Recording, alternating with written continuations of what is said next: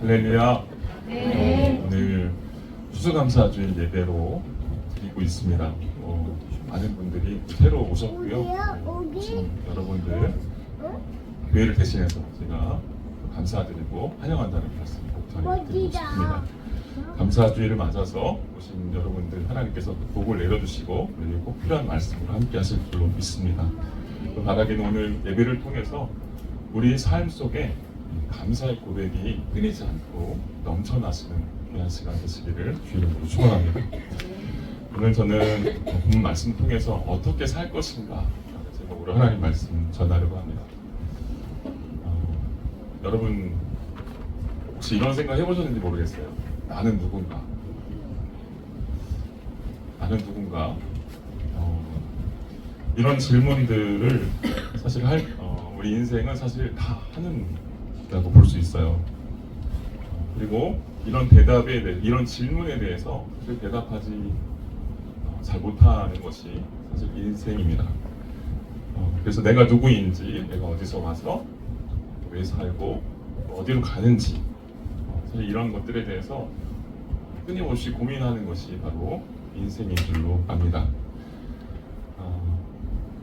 사실은 이런 내가 왜 살고 왜 어디로 가는지 이런 어떤 질문들은 사실 인생에게 있어서 존재론적인 질문입니다. 내가 이 땅에 태어나면 모든 사람들이 한다라는 거죠. 제가 초등학교 때인 것 같아요. 초등학교 때 지금도 기억이 나요. 친구들하고 밖에 나가서 실컷 놀다가 딱지치기 하고 구슬치기 하고 한참 놀다가 저녁이 돼가지고 이제 그걸 다 정리하고 그 딱지를 다 이만큼 따가지고 구슬 이만큼 따가지고 그걸 집에 들고 가는데 문득 생각이 나는 거예요. 저 하늘을 보면서 나는 왜 저 친구 집에 자식으로 태어나지 않았을까? 왜 나는 우리 부모님의 집에서 태어났을까? 이런 생각이 들고 왜 나는 여기에 있는 것인가? 라는 생각이 들더라고요. 이런 얘기 하면은 어렸을 때부터 그런 생각을 했냐 이렇게 생각할 수도 있는데요. 사실은 여러분들도 똑같은 생각을 했을 것입니다. 그런데 그냥 흘러 지나갔던 것이죠. 그런 그 물음에 대해서 잘 모르고 답이 없기 때문에 그냥 스쳐 지나갔다고 볼 수 있는 것입니다. 내가 왜 여기 있는 것인지, 내가 왜 없지 않고 여기 있는 존재로 이 땅에 있는 것인지를 항상 생각하는 것, 이것이 바로 인생이에요. 그래서 인생은 이런 존재론적인 그런 질문들을 가지고 이 땅에 태어난다라고 하는 것이죠. 내가 여기 있고 왜 태어났는지, 내가 없지 않고 여기 왜 존재하는지를 생각하게 된다라는 겁니다. 또 어떨 때는 내가 이 세상에 있다는 게 어떨 때는 낯설게 느껴지기도 합니다. 내가 왜 이 땅에 있는 것이지? 라고 하는 그런 생각들이 끊임없이 든다라고 하는 것이죠. 저도 가끔 자다가 문득 깨서 이렇게 보면은 내가 이 땅에 사는 것 자체가 무슨 일일까? 참 놀라운 일이다 라는 생각들을 해보게 될 때가 있습니다. 아마 여러분도 그런 경험이 있을 것이라고 생각합니다. 이 거대한 우주 가운데서 태어났다가 세상을 떠나가는 게, 이렇게 사는 게 왜 나인가? 왜 나에게 이런 삶이 주어졌는가? 라고 하는 것을 생각하는 것이죠. 그래서 어떤 철학자는 인생을 뭐라고 했냐면 이렇게 얘기했습니다. 세상에 내동댕이 쳐진 신세다. 세상에 그냥 툭 하고 던져졌다라고 하는 것이죠. 난 이 세상에 올 때 누구하고 계약을 맺은 게 없어요. 내가 오겠다고 한 게 아닌데 그냥 나도 모르는 사이에 그냥 툭 던져졌다라고 하는 것이죠. 그래서 내가 어떻게 살아야 될지를 몰라요. 이 세상이 어떻게 움직여지는 것인지, 내가 이 땅에서 어떤 존재로서 살아가야 되는지를 잘 모른다라고 하는 것이죠. 그래서 때때로 우리의 삶에서 수없이 많은 선택들이 있을 때 그런 선택을 어떤 선택을 하는 것인지 옳은 것인지 고민할 때가 많은 것이죠. 그래서 이것 때문에 아파하고 또 고민하고 그런 질문을 가지고 우리가 하나님께로 오기도 한다라고 하는 것입니다. 철학자 임마누엘 칸트가 이런 질문에 대해서 3가지 질문을 던졌습니다. 나는 무엇을 알 수 있는가? 그리고 나는 무엇을 해야 할 것인가? 나는 무엇을 희망할 수 있는가? 라고 하는 것이죠. 이것들은 모두 다 인간이라면 다 갖고 있는 질문들입니다. 내가 무엇을 알아야 됩니까? 진리에 대한 것이죠. 무엇이 옳고 무엇이 참이고 무엇이 거짓에 속한 것인지, 또 무엇을 해야 하는가, 어떤 것이 선하고 어떤 것이 그렇지 않은 것인지를 끊임없이 고민하게 된 것이죠. 또 무엇을 그러면 기대하며 살 것인가? 항상 무엇인가를 추구해요. 근데 그 무엇인가는 아름다운 것입니다. 그러니까 인간은 끊임없이 이 아름다움을 탐미하면서 그것을 추구하면서 살고자 하는 그런 기대를, 그래서 미래에 대한 꿈을 꿀 때 항상 어때요? 조금 더 밝고 아름다운 미래를 그리는 것이 인간이라고 하는 것입니다. 이게 칸트의 책에 세 가지 책으로 나왔습니다. 무엇을 알 수 있는가? 순수 이성 비판. 또 무엇을 해야 할 것인가? 실천 이성 비판. 또 무엇을 희망할 것인가? 이것이 판단적 비판이라고 하는 아주 유명한 책들로 질문을 던졌다라고 하는 것이죠. 그 질문에 대해서 칸트 스스로 철학자의 눈으로 삶을 들여다보고, 바로 이것이, 이런 질문을 하는 존재가, 이 세 가지의 질문을 안고 살아가는 존재가 바로 인간이다, 이런 얘기를 하는 것이죠. 그래서 인간이 뭔지, 내가 이 세상에 왜 왔는지, 그걸 누가 확실하게 대답할 수 있다고 한다면 사실은 이런 질문에 대해서 대답하지 않겠죠. 질문하지 않겠죠. 근데 우리는 그 질문에 대해서 대답할 수 없는 존재로 이 땅에 왔다라고 하는 것입니다. 그래서 우리는 이 세상에 살면서 수수께끼를 갖고 사는 거예요. 인생이라고 하는 게 이런 질문에 대해서 답할 수 없습니다. 그래서 이런 수수께끼를 안고 살다 보니까 불안이 있고 또 아픔이 있고 어찌할 바를 알지 못하는 것이 인간의 실존이다, 이렇게 말하는 것이죠.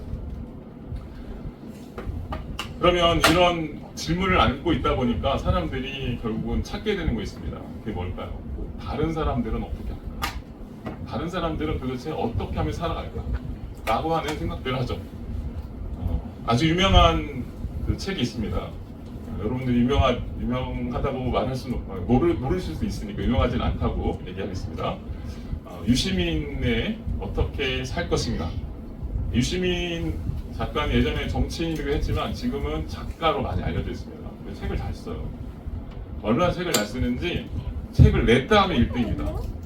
올해도 문과 남자의 과학 공부인가요? 하여튼 그런 책을 냈는데 그 책이 나오지도 않았는데 예약 판매로 1등.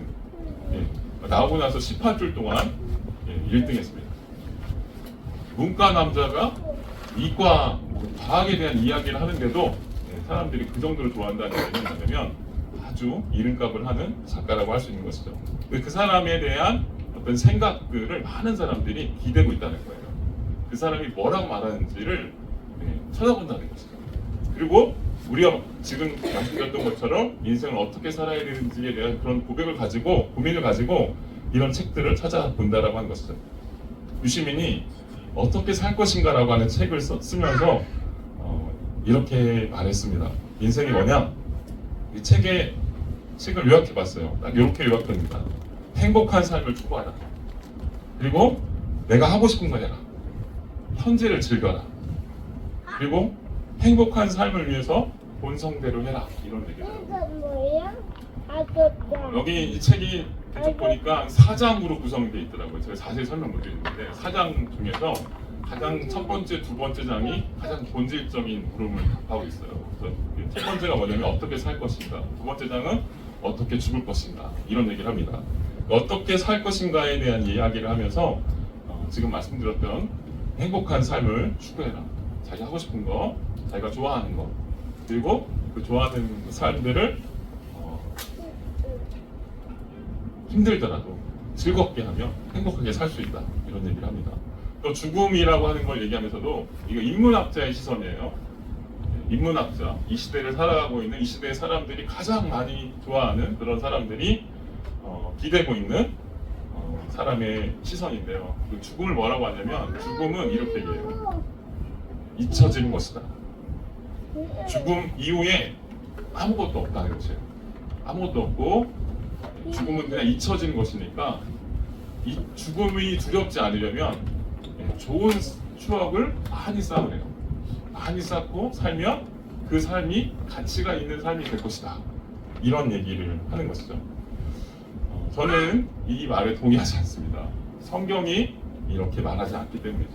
그리고 인문학자의 이 시선이 결국은 이 땅에 하나님 없는 삶이 추구하는 삶의 방식의 한계를 보여주는 것이 아닌가라는 생각을 합니다. 유시민 작가가 이 책을 쓰면서 이런 얘기를 해요. 인간 내면에 존재하는 두 가지 본성이 있다. 그 두 가지 본성이 뭐냐면 첫 번째는 이 자기 중심적인 인간 본성이고 두 번째는 이타적인 본성이라고 이야기를 합니다. 그래서 이 두 가지 본성을 잘 행하면, 이 본성대로 잘 따라 살면 그 삶이 행복하다고 말해요. 그래서 아마 이런 노력들 한번 해보시지 않았을까요? 저도 예수 만나기 전에 제 서재에 가득히 많았던 책들이 이런 책들이었습니다. 이런 책들이었고, 특별히 자기계발서, 이 일종의 자기계발서거든요. 이런 자기계발서들이 제 이 서재에 한편에 아주 빼곡히 있었는데요. 제가 예수 만나고 복음을 알고 자기계발서 가버렸어요. 근데 여기서 유시민이 비슷한 얘기를 해요. 뭐라고 하냐면 이 작가가 인간은 어떤 존재냐? 자기 중심적인 본성이 있다는 거예요. 그래서 자기가 하고 싶은 일을 해야 된다는 거예요. 먹고 싶은 거 먹고 좋아하는 거 하면서 살라. 그게 쾌락을 추구하는 인생. 인생이 이 땅에 온 목적 중에 하나가 뭐냐? 쾌락을 얻기 위한 거야. 행복하게 살아. 이렇게 얘기합니다. 물론 맞아요. 이렇게 사는 것도 맞습니다. 두 번째, 이타적인 본성이 있대요. 이타적인 본성이 뭐예요? 이 이기적인 본성과 다르게 남을 배려하고 남에게 무엇인가를 주고 싶어하고 또 다른 사람들에게 사랑하고 희생하고 또 공감하고 또 같이 헌신하려고 하고 공동체적인 그런 유대를 느끼려고 하는 그런 감정들, 그런 마음들, 이것이 인간에게 있다라고 하는 것이에요. 이 모순적이라고 느껴지지 않습니까? 근데 이런 모순적인 이 본성들이 인간에게 있다. 그래서 이 본성을, 두 가지 본성을 인생을 살면서 한쪽에게만 먹이를 주지 말고 자기가 좋아하는 것만 하고 살지 말고 양쪽에다 다 먹이를 주면서 이렇게 균형을 이룰 때 밸런스 있는 삶이 되고 그것이 비로소 행복한 인생이다. 이런 얘기를 합니다. 아주 그럴싸하죠? 그러나 제가 한 가지 여기서 꽂고 있지 않은 질문에 대해서 던지려고 합니다. 여러분, 인간이 왜 이런 본성이 있는가라고 말하잖아요. 인간에게 왜 이런 본성이 있을까요? 이 질문에 대해서 이 책에는 절대 말하지 않습니다. 이게 인문학의 한계입니다. 여러분, 인간에게 왜 이런 본성이 있을까요? 이 세상에서는 인간이 어디서부터 왔다고 얘기하죠? 침팬지에서부터 왔다고 얘기합니다. 동물이 진화해가지고 동물이 이렇게 몸이 바뀌어가지고 여러분 침팬지였습니다. 근데 점점점 진화해서 여러분 사람이 되었다 이렇게 말합니다. 근데 침팬지가 사람이 됐다. 물론 몸이 그렇게 됐다. 100번 양보해서 몸이 그렇게 됐다라고 생각할 수 있어요. 그러나 여기서 말하는 본성, 이 본성을 한번 생각해 보자는 거예요. 이 본성이 침팬지에서 왔다라고 볼 수 있을까요? 여러분, 동물의 세계에서는요, 이 두 가지 본성 중에 첫 번째밖에 없습니다. 이기적인 본성밖에 없어요. 본능에 따라 산다는 것이죠. 자기가 하고 싶은 대로 살아요. 자기가 하고 싶은 대로. 그래서 거기에는 약육강식과 적자 생존, 힘센 놈이 모든 걸 다 갖는 거예요. 힘센 놈이 모든 걸 가져요. 두 번째가 없습니다. 같이 평등하게 공정하게 살아야 돼 라고 하는 가치 자체가 없어요. 조금 더 쉽게 설명드리자면 사자가 힘이 세죠. 사자가 힘이 세가지고 그 사자가 먹이를 잡기 위해서 사슴을 잡아 먹습니다. 먹죠. 힘이 약한 동물이에요. 이 동물을 찢어서 죽이는데 잔인하게 죽이죠. 근데 그 죽여서 먹을 때 그걸 보면서 사람들이 뭐라고 할까요? 야, 너 너 나쁜 짓 하고 있는 거야. 너 힘센 놈이 그러면 안 돼. 이렇게 말하는 거 보셨습니까? 동물들이 그렇게 생각할까요? 그렇지 않습니다. 그렇지 않아요. 인간 본성에게만 이런 마음이 있는 거예요. 이런 마음이 있는 거예요. 무엇이 옳고 무엇이 그른 것인지 이런 가치 판단을 할 줄 아는 게 동물에게는 없습니다. 동물에게는 없어요. 자기가 원하는 대로 살아요. 자기가 하고 싶은 대로. 그래서 이렇게 동물처럼 사는 사람들을 가리켜서 뭐라고 하죠? 네. 뭐라고 하죠? 짐승 같다. 또 반대로 얘기하면 인간답지 못하다라고. 인간다움이라는 게 뭘까요? 인간은요, 이 땅에 살고 있어요. 내가 살고 있는데 인간다움을 추구해요. 근데 이걸 가르쳐주지도 않았다는 거예요. 사람이 태어날 때부터 이건 주어져 있는 거예요. 왜 이런 인간다움이 인간에게만 있을까요? 왜 참된 것을 추구하고 또 아름다운 것을 바라보고 또 착하게 살려고 하는 그런 마음들이 인간에게 있냐는 것입니다. 이것은 바로 철학에서는 이것을 가리켜서 철학의 가장 중요한 주제, 아까 칸트가 얘기했던 주제인데요. 진선미의 영역입니다. 진선미, 진리. 무엇이 진짜 진리이고 이 땅에서 참된 것인지를 인생은 추구하며 살게 되었어요. 그래서 인생을 살면서 모든 인생은 여러분이 원하든 원치 않든 간에 참된 것을 추구하고 그 참된 것을 맛볼 때 기쁩니다. 그리고 거짓된 것에 속을 때 슬픕니다. 이게 인생이에요. 그 두 번째, 행하는 것들에 대해서도 내가 어떤 일을 행할 때도 그 행함이 옳고 그른 것인지를 추구하게 돼요. 옳은 것을 따라 살고 싶어 하고요. 그른 것은 하고 싶어 하지 않습니다. 예를 들면 내가 그러니까 이 동물의 나라에서는 그런 게 없어요. 근데 인간에게만 있는 게 뭐냐면 돈을 많이 벌었어요. 갑자기 떼돈을 벌었어. 떼돈을 벌었어. 그러면 어때요? 그런 사람을 향해서 어떤 기대를 합니다. 어떤 기대를 하죠? 인간다움에 대한 기대를 해요. 동물이 그런 게 있나요? 없어요. 인간다움에 대한 자비를 기대해요. 그래서 부자가 돼서 자기만을 위해서 살면은 그런 부자를 가리켜서 합당한 모델이라고, 성공한 사람이라고, 좋은 사람이라고 말하지 않습니다. 그래서 그런 사람 뭐라고 하냐면 그냥 졸부다. 부자인데 그냥 졸부예요. 돈만 많은 부자예요. 어떤 무엇인가를 기대한다는 것이죠. 그래서 이런 진선미에 대한 이런 감각이 인간에게만 있어요. 이런 인간에게만 있다는 게 뭐냐면 인간이 동물에서 왔다라는 게 아니에요. 인간이 침팬지에서 진화해가지고 그런 마음이 생길 수 있을까요? 침팬지에서 몸이 변화할 수는 있어요. 근데 침팬지가 그렇게 사는 거 보셨습니까? 동물이 그렇게 사는 걸 봤어요? 없습니다. 동물이 태어나자마자 공유를 베풀고 그러면 인간이랑 같이 살아야죠.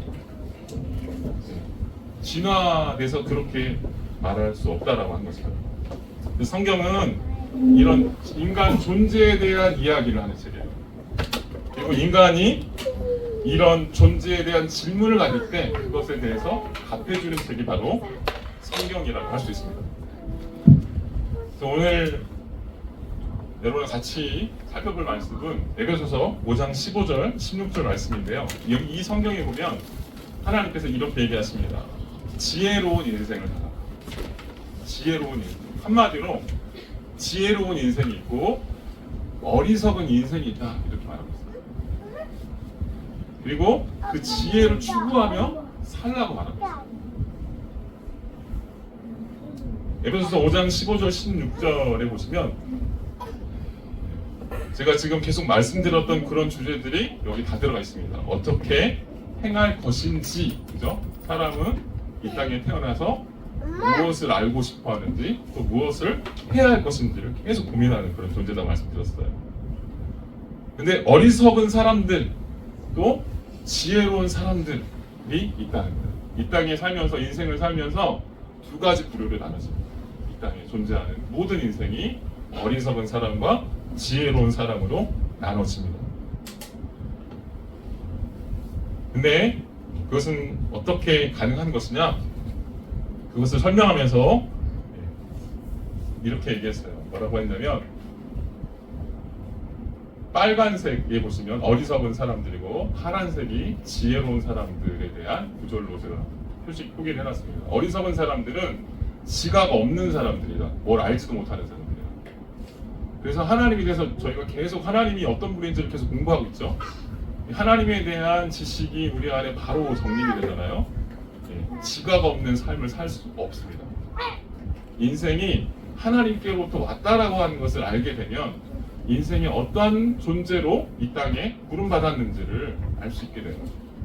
그래서 지혜로운 삶으로 갈 수 있다는 것이죠. 근데 그렇지 않고 하나님 없는 상태로 살게 되면 인생이 왜 주어진 것인지, 내가 왜 이 땅에 왜 살고 있는지 자체를 질문할 수 없습니다. 대답할 수 없습니다.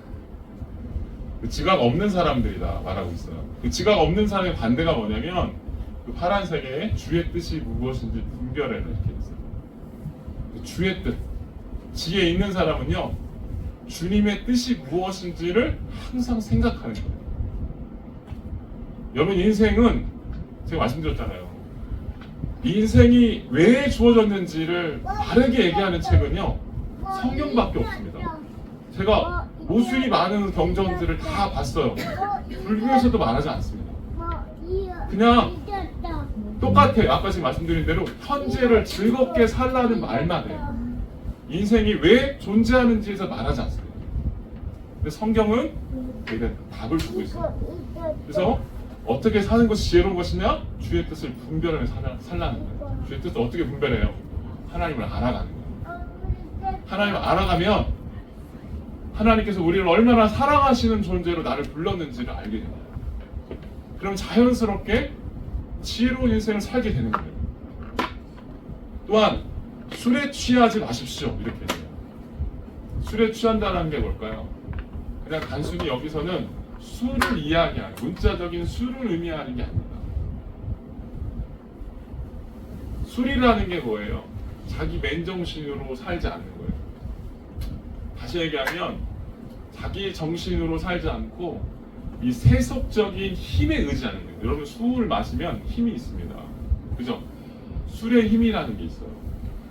그래서 술 마시면 보통 자기 마음에 잘 안 하던 이야기들을 막 꺼내놔요. 그죠? 이게 바로 술의 힘입니다. 술이 딱 들어가면, 한 잔 딱 들어가면 쫙 풀리면서 뭔가를 막 이야기하기 시작해요. 근데 이것은 가짜입니다. 가짜. 이런 가짜 힘에 의지하지 말라는 거예요. 이런 가짜에 취해서 사는 것이 지혜롭지 못한 겁니다. 그래서 예수 믿고 하나님과의 바른 관계 속에 들어오잖아요. 그리고 하나님을 바르게 알고 싶어 하잖아요. 그러면 자연스럽게 술 마시지 말라고 해도 술을 안 마셔요. 그래서 술 마셔라, 술 마시지 말라, 이게 율법으로 가면 안 되고요. 하나님을 바르게 알면 내 삶이 진정한 힘이 무엇인지를 인식하게 되고 그 힘을 따라 사는 법을 체득하게 되면 자연스럽게 술이 끊기게 되는 거예요. 그래서 예수 믿는 사람들의 삶 속에 이런 술이나 이런 것들이 사라지게 되는 것입니다. 이렇게 잘못하면 이렇게 방탕하게 되는 거예요. 이런 삶으로 가면 방탕한 인생을 산다라고 합니다. 그 세속적으로 세속에 취해서 세속의 힘을 따라 살면 결국은 성경이 말하는, 또는 하나님께서 인생을 이 땅에 주어지게 하신 그런 목적이 있는데 그 목적과는 다른 삶을 사는 거예요. 다른 삶을 사는 거예요. 그래서 세상 사람들이 보통 이러잖아요. 우리가 생각할 때 어떤 게 행복이라고 생각할까요? 방탕하지 않으려고 발버둥치잖아요. 그리고 행복한 인생을 살려고 발버둥치잖아요. 그래서 행복을 끊임없이 추구합니다. 그래서 그 행복한 삶의 어떤 목적이 뭐냐면, 목표가 뭐냐면 한 10억 갖는 거예요. 쉽게 얘기하면 한 10억 갖고 좋은 집 있고 좋은 차 얻으면 내가 행복할 것이다, 이런 생각을 해요. 그리고 그렇게 되면 내가 만사형통 다 잘 될 거야, 아무 걱정 없을 거야 라고 생각합니다. 근데 여러분, 거기서 끝날까요? 이게 뭐냐면 세속적인 힘을 추구하는 거예요. 이 세속적인 힘은요, 결코 영원하지 않습니다. 결코 영원하지 않아요. 좋은 집에 들어가서 살아보세요. 일주일은 좋아요. 그게 근데 1년 지나고 2년 지나고 그게 좋든가요? 일시적인 거예요. 그게 어떤 삶이에요? 다시 얘기하면 방탕한 삶입니다. 그래서 그렇게 방탕한 삶을 살다 보니까 돈을 그렇게 많이 가져도 수없이 많은 재벌들이 폴폴 마시고 폴폴 맞고 그런 이상한 힘들을 계속 추구하게 돼요. 그죠? 그 진짜가 아니라는 하는 겁니다. 그 진짜는 뭐냐? 마지막에 이야기하고 있어요. 그리고 그 뒷구절에 제가 오늘 시간이 없어서 다 쓰지 못했는데 그 뒷구절 19절부터 더 자세하게 설명합니다. 그런데 18절 마지막에 요약해주고 있어요. 그게 뭐냐면 성령을 따라 살라는 거예요. 성령으로 충만하게 사십시오. 그러면 지혜로운 인생이 된다는 거예요. 하나님 안에 이 성령은 어떤 분이냐면요, 하나님 성부, 성자, 성령이라고 해서 하나님의 다른 속성이 있어요. 다시 말하면 하나님이십니다. 성령 하나님이십니다. 이 하나님을 내 삶의 전인격적인 어떤 지표와 진선미의 목표가 되면요, 지혜로운 인생을 살게 됩니다. 근데 이게 안 되죠. 안 되죠. 그래서 교회가 존재합니다. 교회에서 와서 말씀을 듣고 신앙생활을 하면서 그걸 알아가고 훈련하고 넘어지고 반복되는 그런 과정을 통해 다시 일어나서 그 하나님의 뜻을 붙드는 그런 훈련을 하는 것, 이것이 바로 교회인 것입니다. 오늘 처음 와서 하나님의 말씀들을 듣고 하시는 분도 계실 거예요. 아마 여러분도 똑같은 고민을 하실 거라 생각합니다. 인생이 왜 주어졌는가? 내가 이 땅에서 어떻게 살아야 되는가? 나중에 죽을 때 나는 과연 그 죽음이 두렵지 않을 수 있는가? 모든 인생은 이 질문을 하며 대답하며 죽을 수밖에 없도록 태어났다라고 하는 거예요. 근데 참되고 복된 지혜로운 인생이 뭐냐? 하나님을 따라서 성령의 충만함을 입으며 살아가는 것입니다. 여러분, 우리에게 하나님께서 이런 복된 은혜를 주신 줄로 믿습니다. 방탕하며 살지 않도록 지혜로운 인생이 되도록 우리 가온교회로 부르시고 하나님의 말씀으로 다시 거듭나서 하나님을 영화롭게 하는, 또 우리 인생의 참된 기쁨이 오직 하나님 한 분뿐임을 우리 인생을 통해서 고백할 수 있는 그런 존재들로 하나님께서 우리를 부르신 줄로 믿습니다. 기도하고 마치겠습니다.